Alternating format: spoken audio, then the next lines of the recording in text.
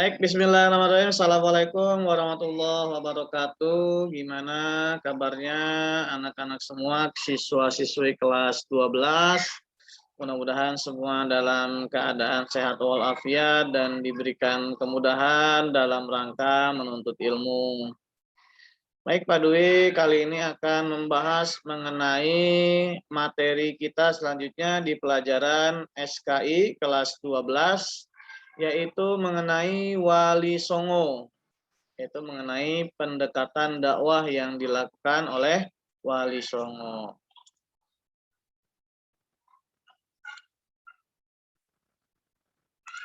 Oke, jadi mungkin banyak pendakwah-pendakwah Islam, banyak aspek-aspek yang membuat Islam sukses. Ya, kalau Pak Dwi sendiri mungkin karena memang Islam adalah agama kebenaran, ya, sehingga ajaran Islam mudah diterima di bumi Indonesia dan sampai saat ini masih menjadi agama mayoritas penduduk di Indonesia. Dan kalau dilihat, kalau dibaca dari sejarahnya, mungkin salah satu aspek yang membuat keadaan tersebut ya adalah para pendakwah yang mengajarkan Islam dengan baik, dengan metode dakwah yang kreatif, inovatif, spektakuler, ya, sehingga mudah diterima oleh masyarakat Indonesia. Ya, mereka adalah diantaranya adalah para wali songo. Nah, kali ini kita akan berkenalan dengan para wali songo atau wali 9. Nah, ini adalah lukisan-lukisan dan nama mereka. Ada Sunan Gresik, Sunan Ampel, Sunan Bonang, Sunan Derajat, Sunan Giri, Sunan Gunung Jati, Sunan Kudus, Sunan Kalijaga, dan Sunan Muria. Oke, yang pertama kita ketahui nama aslinya. Jadi yang tadi disebutkan yaitu adalah nama panggilannya atau nama terkenalnya para wali songo ini, ya. Jadi di masyarakat dikenalnya dengan Maulana Malik Ibrahim ini dengan Sunan Gresik. Raden Rahmat dikenalnya di masyarakat dengan Sunan Ampel. Raden Makhdum Ibrahim dikenalnya di masyarakat dengan nama Sunan Bonang. Kemudian Raden Syarifuddin dikenalnya dengan nama Sunan Derajat, ya, dan seterusnya sampai Syarif Hidayatullah, ya, yang dikenalnya dengan nama Sunan Gunung Jati. Ya, sisanya bisa kalian baca ya di sini. Ya, tak kenal maka tak sayang, ya. Jadi silahkan berkenalan dengan ke-9 orang hebat ini. Nah, di slide ini kita bisa tahu bahwa kebanyakan dari mereka itu berhubungan satu sama lain. Ya. Ada hubungan antara orang tua dengan anak, ada hubungan pernikahan sehingga menjadikan mereka bersaudara, ada hubungan antara guru dengan murid. Ya. Oke. Nah, di sini silahkan kalian lihat di slide ini. Ya. Jadi ternyata Sunan Gresik atau Maulana Malik Ibrahim, ya, ini masih keturunan dari Rasulullah Shallallahu Alaihi Wasallam, dari garis keturunan Husain bin Ali. Ya, jadi keturunan ke-10 ya dari Husain bin Ali. Ya. Nah, ini Maulana Malik Ibrahim bersaudarakan Maulana Ishaq. Maulana Malik Ibrahim atau Sunan Gresik memiliki anak yang bernama Sunan Ampel. Ya. Kemudian Sunan Ampel memiliki 3 orang putra. Ya, 3 orang putra dan 2 orang putra dan 1 orang putri. Ya. Putranya yaitu Sunan Bonang, kemudian Sunan Derajat, ya, dan putrinya ya Siti Muntosiah yang akhirnya menikah dengan Sunan Giri. Ya, seperti itu. Sunan Giri sendiri sebenarnya adalah anak dari Maulana Ishaq. Ya, Maulana Ishaq siapa sih? Pamannya dari Sunan Ampel. Nah, Sunan Ampel Sunan Ampel pernah menjadi guru juga bagi Sunan Gunung Jati. Ya, kemudian Sunan Kalijaga pernah berguru pada Sunan Bonang dan ternyata Sunan Muria adalah putra dari Sunan Kalijaga. Ya, seperti itu. Kemudian ada Sunan Kudus, ya, Sunan Ngudung.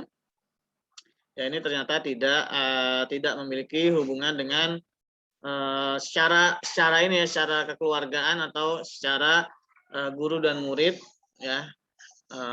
Tetapi mereka berada di masa dakwah yang sama. Ya, itulah dia.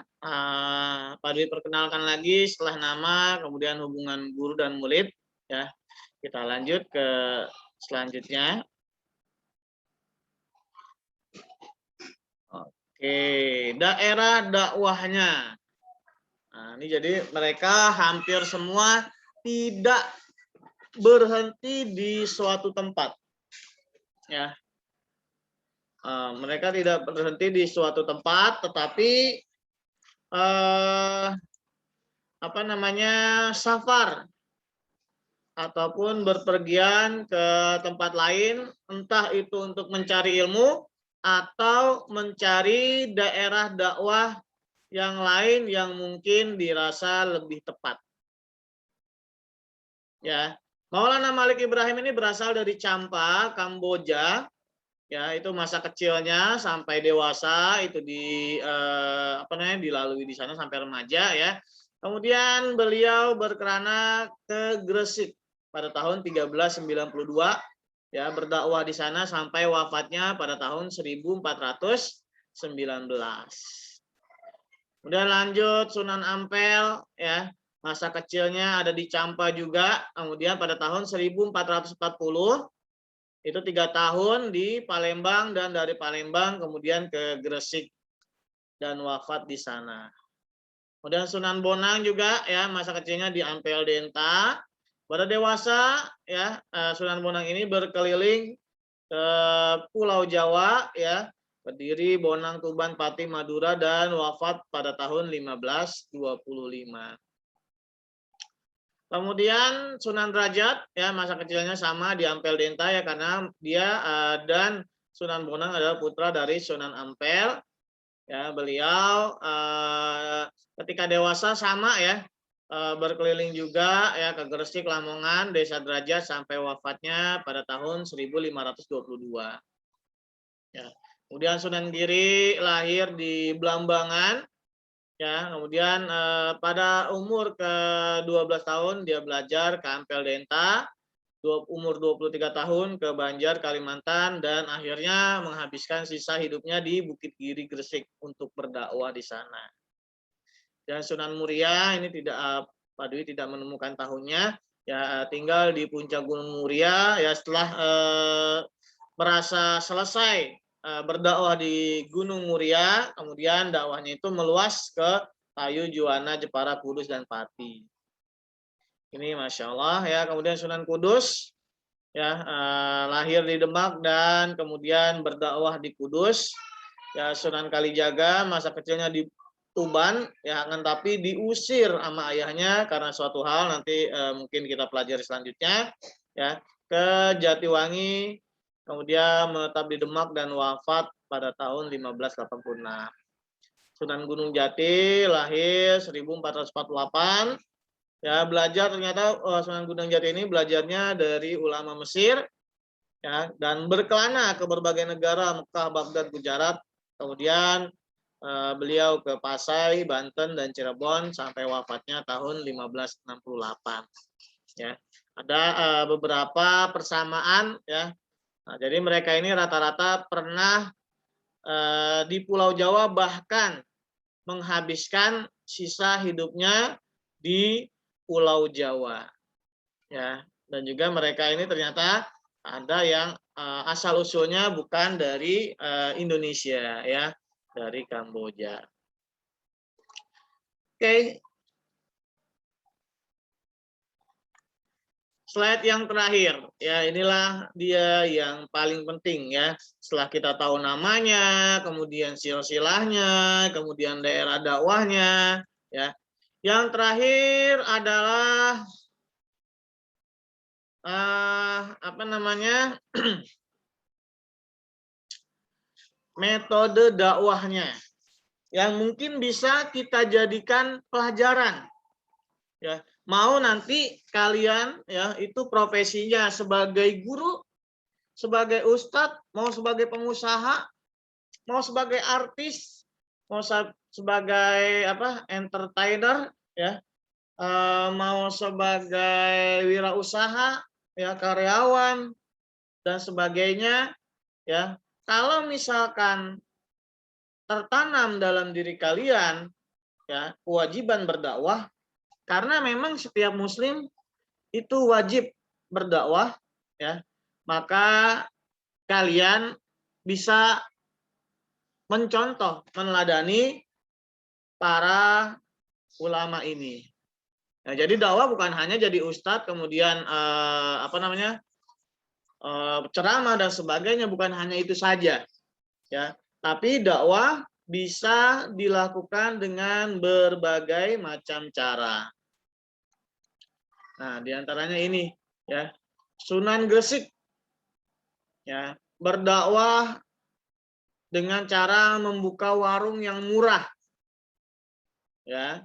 Kemudian apa namanya, masyarakat itu yang kurang mampu, ya, kalau misalkan mau usaha bisa, ya, dengan syarat apa namanya, bersungguh-sungguh, ya, itu bisa dimodalin oleh Sunan Gresik, ya. Dan warung yang dijual, ya, oleh Sunan Gresik ini, ya, itu adalah warung yang murah, yang terjangkau bagi masyarakat ketika itu. Kemudian beliau juga dibekali oleh ilmu pengobatan, ya. Jadi sesuatu hal yang sangat dibutuhkan oleh masyarakat ketika itu, kemudian ilmu bercocok tanamnya juga itu apa namanya, diajarkan kepada masyarakat. Ya, jadi intinya apa nih, ya? Intinya Sunan Gresik ini menunjukkan, ya, Islam yang bermanfaat bagi yang lain. Dia memiliki keahlian, dia memiliki kepunyaan, kemudian dia bagikan, ya, sehingga apa, banyak orang yang tertarik, ya, atau banyak orang yang menyukai Sunan Gresik ini. Ya, itu adalah metode dakwah yang menurut Pak Dwi apa namanya, inovatif lah, ya. Jadi bukan hanya dengan ceramah saja. Kemudian ada juga Sunan Ampel, ya. Sunan Ampel dengan falsafahnya Maulimo, ya, ini menyesuaikan keadaan ketika itu, ya. Di zaman Sunan Ampel itu banyak pejabat-pejabat negara, ya, yang melakukan hal-hal ini, mabuk, main, ya, main judi, kemudian madon, main perempuan, ya, madat, narkoba, maling, ya, ambil harta orang yang bukan haknya.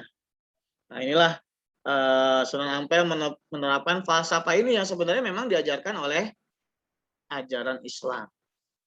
Nah, kemudian Sunan Bonang dengan gamelannya, ya, dia mainin. Nah, ketika itu gamelan kan hal yang apa namanya, hal yang wah lah, hal yang mewah ketika itu. Ya, dia mainin di masjid tung tang ting, tung tung tang ting. Wah, banyak masyarakat yang dengar. Akhirnya apa? Masyarakat banyak yang masuk ke masjid, ya. Setelah selesai bermain gamelan, ya itu sudah berkumpul masyarakat, kemudian Sunan Bonang ini berdakwah. Ya, ini suatu metode yang sangat baik sekali, sangat menarik, ya, menarik orang-orang di sekelilingnya. Kemudian Sunan Derajat, ya. Nah, Sunan Derajat memberikan tongkat, ya, kepada orang yang buta, memberikan makan kepada orang yang kelaparan, memberikan pakaian kepada orang yang telanjang, memberikan payung kepada orang yang kehujanan. Apa ini yang diambil dari sini? Ya, kita memberikan apa yang dibutuhkan oleh masyarakat. Ya, ini boleh kalian pakai nih, misalkan mudah-mudahan kalian semua menjadi orang yang sukses, ya kan? Kemudian kalian seperti itu, melihat orang di sekeliling kalian, jangan diem aja, ya.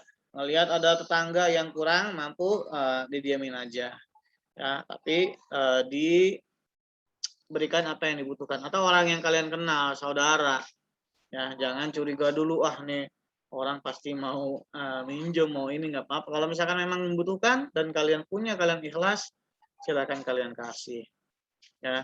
Kemudian Sunan Giri dengan permainan tradisional anak. Nah, ini kan keren-keren nih, ya. Berdakwah tapi ya bukan hanya ceramah aja, ya, tapi juga menggunakan apa yang ada sehingga apa, anak-anak suka, ya, dengan Islam seperti itu. Nah, Sunan Muria keterampilan bercakap, berdagang dan melaut, ini mirip-mirip dengan Sunan Gresik. Nah, ini yang keren juga nih, Sunan Kudus nih, ya. Padahal dalam Islam kalau misalkan Idul Adha itu boleh menyembelih sapi, tapi Sunan Kudus nggak gitu, ya.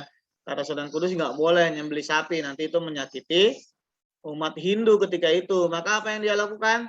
Ya, jadi sapinya itu dia pakai kerbau.